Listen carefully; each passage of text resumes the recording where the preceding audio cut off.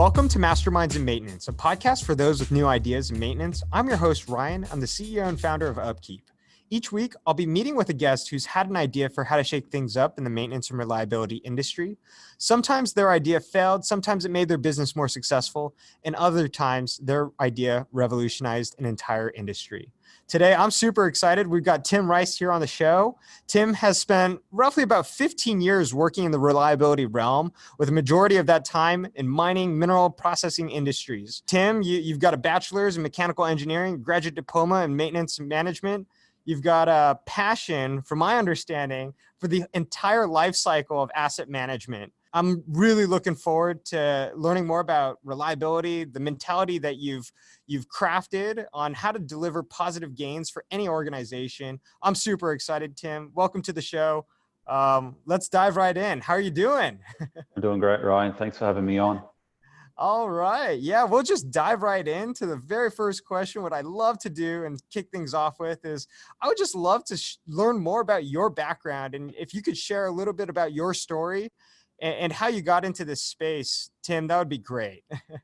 For a lot of us, it all started when we were kids. We used to love to pull things apart, put things back together, and that kind of just initiated the fascination with, mechanical systems, electrical systems, and that sort of stuff. It kind of led me into doing my mechanical engineering degree, and then, put me on a path where, I got to actually be very hands-on with the equipment that I found myself in front of every day. And some of it was, quite big equipment in the mining industry. And, you got to meet a lot of great people along the way. I got to work in different parts of the world. As you might tell, I'm not from the US originally. I'm from Australia originally. And in the last 8 years, I've found myself over here in Salt Lake City. All right. Well, that's awesome. You got your first start into it. It sounds like as a very young, child, tearing things apart. I'm super curious. What was one of your first experiences that you remember vividly getting into this industry? And what made you love it? How about that? The fact that, as a kid, you had small toys. And as an adult, now they're really just big toys. And you can still be a kid again. You can get really intimate with the equipment. I got started through engineering school. We did a couple of internships. And, that just fueled the want to be very hands-on with my engineering degree, rather than be, stuck in an office and doing design work and not actually seeing the end product and the real thing. So that kind of just, fueled the want to get into, I guess, maintenance and reliability. Yeah, I mean, I talk to a lot of folks and they say that idea of being able to roll up your sleeves, turn a wrench and actually see a physical thing either get fixed or create something and see something turn is like a huge, one of these like big instant gratifications that you can't really get sitting behind a desk. So I absolutely resonate with that too, Tim. I know that you've spent a large part of your time and career too in this topic of defect elimination. Could you talk a little bit more about what that means to you, what that means in actual practice as well, especially in the mining industry?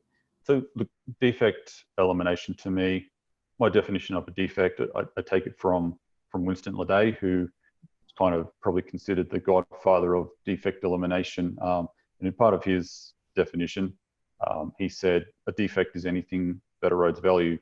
And basically in the industry that I've been in, the companies that I've worked with, you see a lot of value erosion and a lot of waste and a lot of opportunities where the company could be saving a lot of money or improving their processes to make a lot more money. So that's kind of how, I got started, just by really seeing it as a reliability engineer. You kind of got given the process of defect elimination to own. I guess one thing I kind of learned along the way with defect elimination is people automatically associate a defect with a breakdown or equipment failure. Whereas, if you go back to Winston Leday's definition, it's anything that erodes value. So we're not just looking at breakdowns, we're looking at anything that could impact the productivity or profitability of a company. And that could be just through quality losses. And even nowadays, where we're looking at a lot of environmental issues, I guess you want to call it, where governing bodies want to put a lot of sanctions and a lot of restrictions, tighten up the guidelines as far as emission releases, and put in place some hefty fines if you do exceed those limits. So that kind of expanded my view on what defect elimination is and where it could be applied. So rather than it just be something that the maintenance world looks at, it should be something that the organization looks at and try and embrace is to ultimately, eliminate that value erosion and kind of gain that competitive edge over, companies that they're competing with. When I think of defect elimination, it comes off as like, oh, it's not that important. I'm curious if you got the same. But what I know and what I've seen in practice is that defect elimination can have one of the biggest impacts on a maintenance reliability team. I'm curious if you've seen the same, if you've heard the same. I'm also curious, like, what kind of impact you guys have had when it comes down to, defect elimination and being more proactive about that. The proactive thing is funny because a lot of companies I found leave it until they need to do defect elimination before they actually put the program in place. It'd be great to start to build up your defect elimination program or processes before you have a mountain of defects to kind of wade through. But unfortunately, we're not at that stage yet where they want to put that priority on doing something that they don't necessarily need to do right now. And look, the biggest bang for the buck that I've kind of seen with defect elimination is sometimes not even necessarily using data to identify the defects, is just asking a mechanic or an operator or somebody that's on the shop floor that's face to face with the defects every day what the biggest problem is. And 8, 9 times out of 10, they'll bring up the issue that's the biggest problem for the company right now. So, but once you've made that engagement with the guys on the shop floor that the defect impacts every day, I think you can have the biggest impact, I guess, on them as far as defect elimination goes and fixing the problems that impact them and I guess directly impact the company as well. So for me, as someone who's coming into the industry, realizing, hey, our department doesn't have a defect elimination program, and I want to start one. Any advice for me as someone who's looking to start a defect elimination program at my plant? One thing that I heard from you just now was, talk to the guys on the shop floor. It doesn't have to be rooted in, tons and tons of research and data. It could be qualitative. Any other tips, advice for me? I think the entire company has to be committed to it. I think I may have mentioned it before. It's not just the responsibility of the reliability guy or the maintenance guy. It's everybody's got to be involved in it because I think you get the biggest impact when it's cross-functional within the organization. So a couple of things before you actually jump into the process of identifying the defects and fixing them, you got to make sure that you have the right people and the right roles assigned to the defect elimination program. So, making sure you've got sponsors and people to lead the defect elimination projects. A lot of the times they're going to need some guided training or information to get them up to speed as far as what they need to do.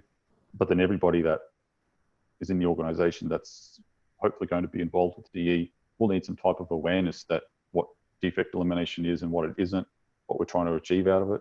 Engagement and communication plans are very important for defect elimination because, again, you just don't want to be siloed into this one little group doing it. If you want to make it organization-wide, you need to make sure that you've communicated and engaged with the necessary people to help solve defects. Because it's not just going to be the maintenance guys solving the issues. You'll definitely need help from the operations guys, process guys, vendors and OEMs that make some of the equipment that might be failing, that might have the defect. There are a couple of, I think, things on the ground level that need to be identified and sorted out first before you kind of jump into the process. Once you've got a bit of guidance in that and you've got people excited, people involved, then definitely, jump in, get people talking about what defects we want to solve first, how we want to do it, who wants to be involved and that sort of stuff. Communication is key outside of just creating the plan, getting buy-in from the entire organization top down. along this topic around defect elimination, I'm curious, where do you most commonly see defects commonly introduced? Is it typically at the beginning? Is it the middle of the asset life cycle? Is it at the end as it's failing? Where have you typically seen defects get introduced? A lot can be introduced during the design phase. We don't take enough time during the design phase to identify defects or potential defects or things that may cause defects in the future. There's a slide that goes around the conferences, and I've seen a few of the reliabilityweb.com conferences, and I think one of the gurus, Ramesh Galati, has shown this slide quite a few times. So I don't know who the exact reference is for it, but they say that for a defect that's identified during the design phase, it might cost, if it costs $1 to remove it, it might cost 10 times that during the asset build sub-assembly phase. If you leave it until the final build phase, it might cost 100 times that to remove that defect. But if you wait until the operation and the maintenance phase, it's going to cost 1,000 to 10,000 times the cost to remove it. So I think if we try and set up ways to identify and remove defects during the design phase, I think we'll go a long way. We won't go all the way, because obviously over time your equipment's it'll wear, there'll be wear and tear. People will get complacent. We may not do the correct maintenance on it. There might be some neglect. We might change what we expect out of that piece of equipment over time. We might want to double the output of it, which is going to put a lot of stress on it. So over time, defects are going to naturally creep into our operation. So there probably isn't one particular phase that you need to concentrate DE on more. But I think over the life cycle, you need to just have that awareness or understanding that we should be thinking about what defects are being introduced. Do you have a good methodology for detecting defects and doing let's call it like a root cause analysis on why this happened and getting down to that design level defect? In my opinion, you definitely need to have some rigor around the analysis stage of it, where you do that root cause analysis. I mean, you always run a fine line if you just want to throw out solutions to problems without fully understanding what the issue is in the first place. So I always recommend, at the minimum, asking the 5 whys to understand your root cause. I won't get into it too much, but it's always, I've gotten really interested in the human factors side of things. And the Air Canada put out these 12, they call it the dirty dozen human factors, where they say that I think 60% of maintenance issues are caused by at least one of these 12 human factors. So it's kind of interesting that it seems like everything ultimately comes back to the human aspect of things. Understanding what phase it came into might be a different thing. So, but look, definitely understanding the root cause is a must. Otherwise, you're kind of just throwing darts at the solution. Yeah, no, I definitely hear you on the human aspect almost being the root cause of a lot of problems. I'm curious, has that been true, working as a reliability engineer in the mining industry? When you think anecdotally, would you say that's roughly about true, that most of defects come from human mistakes? I mean, sometimes when we talk about human factors and humans being the cause of the mistakes, we automatically seem to jump at, we're being, our own worst enemy. We're causing the defects on purpose, but it's kind of we're indirectly causing them through, a lack of training, understanding, or we didn't know this, or we didn't do this properly, or it's not our fault, but it kind of is our fault. I mean, it almost seems like defect elimination has to go from the shop floor and a breakdown all the way up to the engineer at the design phase, right? It's not just maintenance reliability. It's also the engineer that designed the system. Are you seeing that happen very often? No, not really. Not as much as I'd like to. And even, when I was practicing defect elimination and I was owning the process, you could get good buy-in from the maintenance guys. You'd get okay buy-in from the operations guys. But then when you tried to get other areas of the organization involved, it was kind of, they couldn't quite connect with it yet.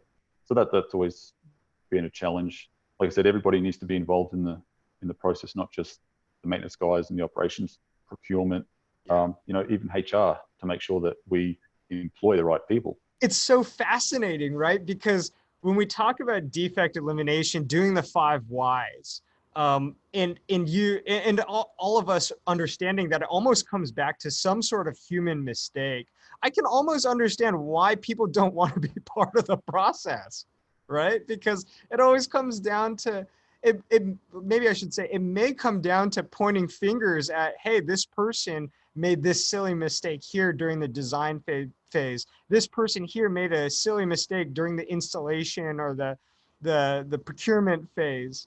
I think we all have the best intentions to prevent these from happening again in the future.